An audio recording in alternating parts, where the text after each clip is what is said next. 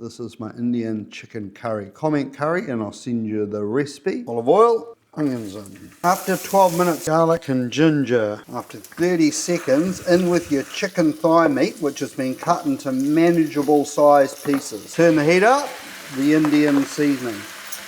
They're looking good. Let's blend up the cashews with the coconut cream and the water. And in it goes.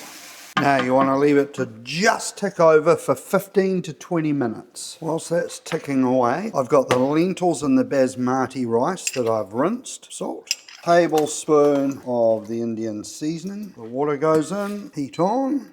1 onion that's been finely chopped up. As soon as it comes up to a simmer, tight fitting lid, 15 minutes, turn the heat down because with the lid on it'll want to rapidly boil. It's done. Now the key with the rice and the lentils is after it had finished cooking, I leave the lid on for 10 minutes, no peeking, because it finishes that cooking off. And now we just fluff it up. And remember, my Indian seasoning is not full-on chili. You need to add the chili to it. Now you could just serve the chicken curry in the dish that you cook it in if you like. I think it looks quite nice in a different bowl too. What do you reckon? Now, to finish it off, what we want to do is sprinkle some parsley over the top, grab some more of the ginger, and I've just cut that into matchsticks. And remember to use a teaspoon to peel your ginger. My Indian seasoning is back. If you'd like, just comment curry and I'll send you this chicken curry recipe. Happy days, everybody. Time for me to serve some curry.